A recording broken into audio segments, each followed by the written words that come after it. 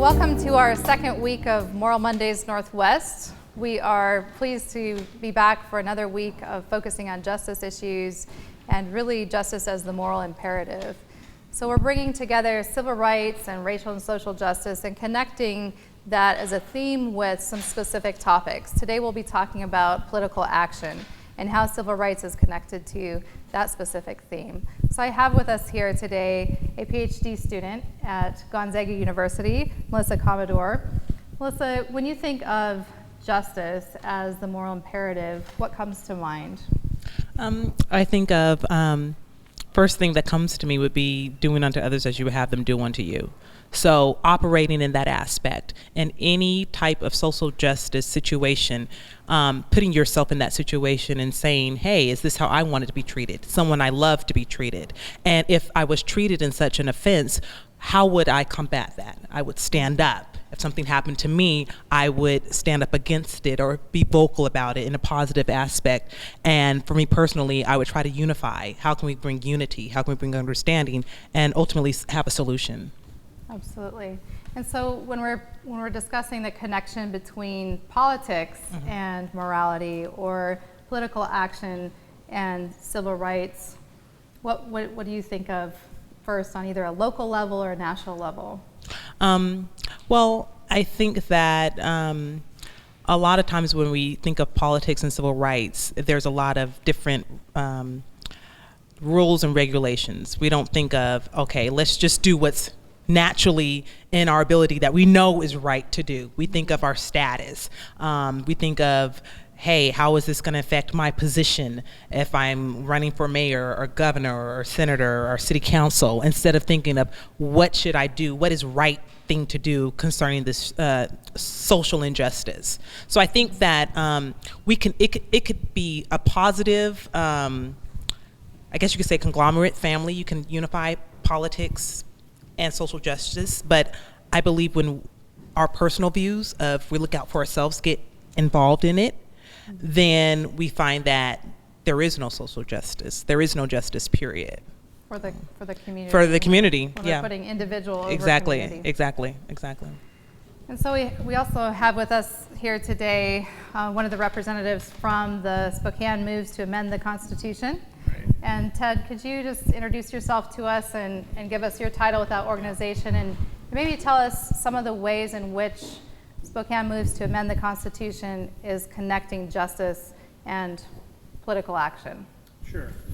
Yeah, my name is Ted Hensoldt, and I'm board chair with the group Spokane Moves to Amend the Constitution. And we're dealing mostly with, I guess, the issue that I would call political representation. And we come at it at maybe a more global angle than communities of color that look at the history of our country and how they have not had political representation, period, at the beginning, and very little and much less than has been promised by the various laws and constitutional amendments. And I think probably the best way to tie it together with the history of with communities of color in this country is to go back to the 14th Amendment of the U.S. Constitution was passed in 1868. And the intention of that amendment was to guarantee the rights and equal protection of freed slaves and their descendants under the laws of the country. And within 18 years after that was passed, that was twisted in a Supreme Court decision so that there was a decision by the Supreme Court that said corporations now are protected by the 14th Amendment. Well, what happened within the first 28 years after that amendment was passed, that amendment was used just 15 times to guarantee the rights of freed slaves and their descendants. It was used 135 times to advance corporate rights.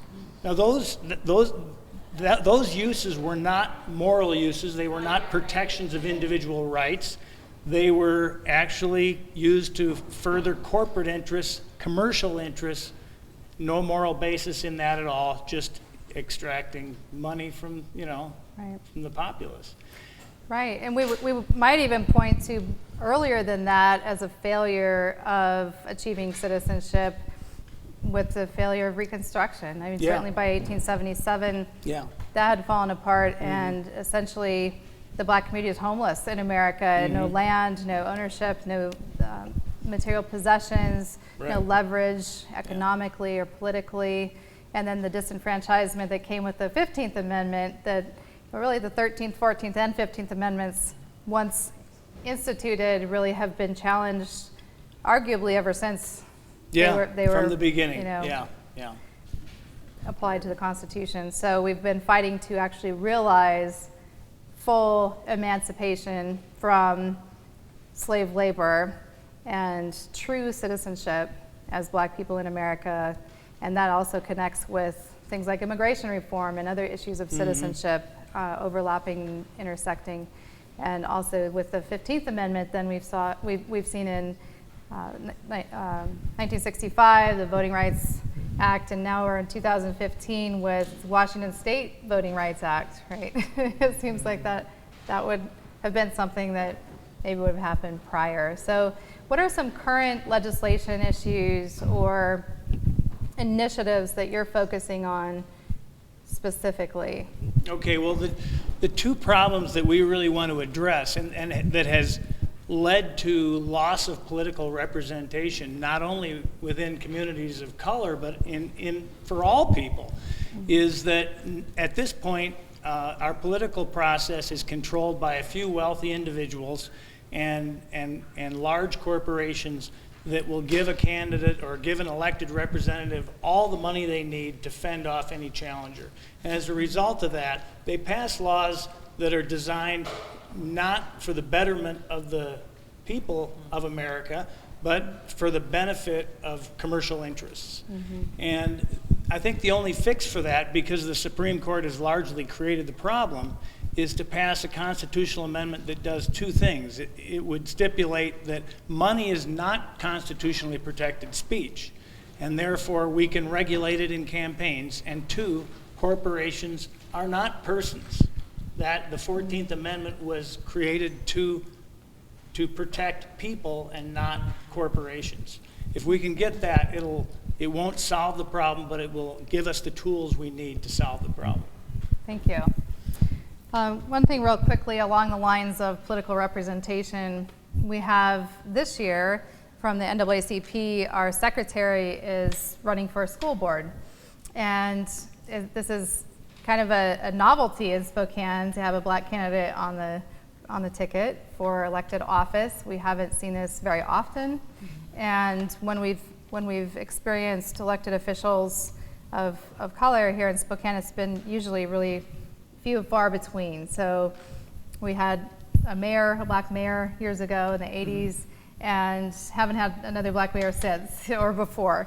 So in city council representation, school board representation, a lot of different elected offices have been vacant from diversity, arguably. So when, Melissa, you have a son who's in school, and when you hear that we have a strong black candidate for school board that's entering the race this year from out of the area with new vision and new perspective, and that just today, one of his opponents actually stepped down and withdrew from the race to support his candidacy. What would you say in response to that?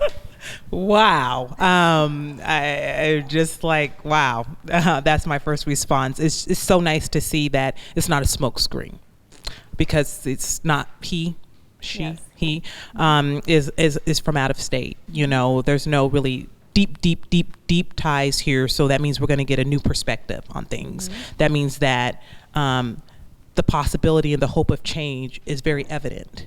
Right. That also means that a person of color also understands the difficulties that people of color in this community and the challenges that they are going through. So, and hopefully, this is the hope, that they would be vocal, they would stand strong, he would stand strong about it, unmovable, and he would not compromise his morals, his beliefs, or his standards or for the position. So I'm very excited, and that also means equality. You know, that's sad that we still have to have somebody stand in a position to dictate, you know, equality, but yet we do. And so I'm very hopeful about him taking a step up and his opponent stepping down. They have strong enough belief to say, hey, I feel like you really should have this position, and I'm going to step down and support you. That is just amazing. My hat off, totally. And so there were initially 3 contenders, or I think 4. There was a 4th one added, but within the newest contenders to enter and the youngest 2, it was Jarrell and Kate Burke. And so Kate is Andy Billig's assistant and has a lot of pull in the Democratic community. And so she is the one who stepped down to kind of say, instead of dividing the donations, the vote, the support, the endorsements, how about we pool together, and I want to support your campaign. Yeah. And so that news just coming out today is really big for us and for that particular position.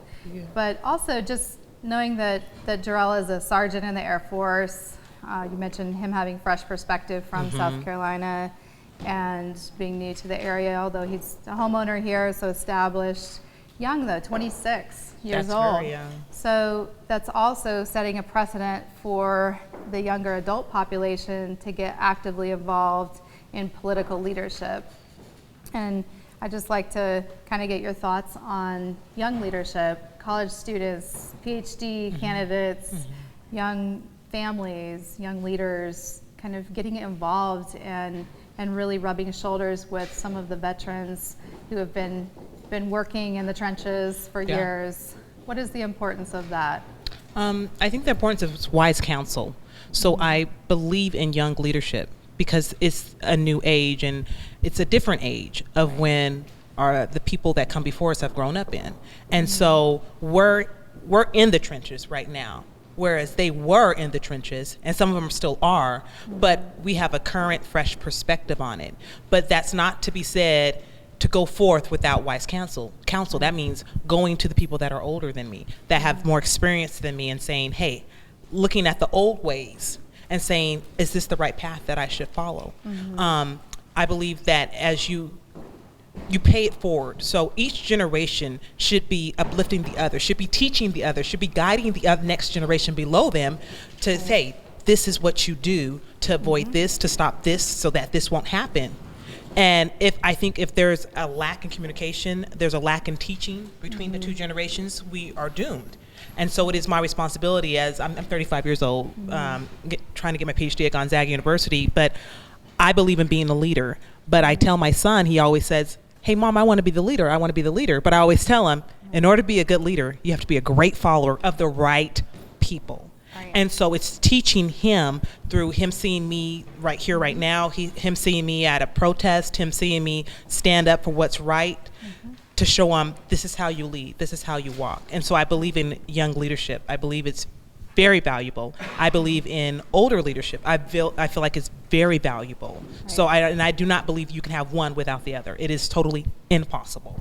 And there's also the middle leadership. And there is the middle leadership. You know, and I saw this saying on the back of a truck one time, and it said something, I'm getting it probably wrong, but it says fingers individually can be broken, but if you take all those fingers and you ball them up, it becomes a fist, and it's strong, and it has impact, and it cannot be broken. And so, and that's how I think of young, old, and the middle. We're all individual fingers, but when we ball it up, we become a fist, and that is powerful, and you have impact. So. Absolutely. So Ted, we're talking about past to present, and certainly your group collapses the past to the present with the movement to amend the Constitution. What are some of your go-to mentors, heroes, or leaders from the past that inspire your current work and current action? Well, that's a good question. Actually, it's an interesting question because just yesterday I was at a service at the Unitarian Church that was honoring Pete Seeger, and Pete Seeger is really my idol, really, and has been for a long time.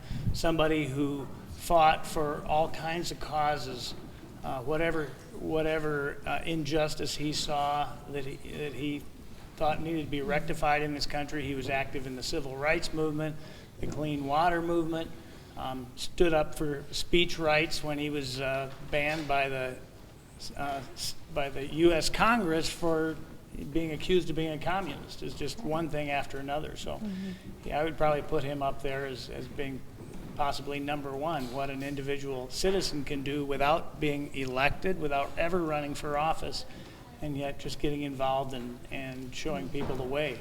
And grassroots political action. Right, exactly. Absolutely. Yeah. Well, thank you both for being with us today. We're going to welcome.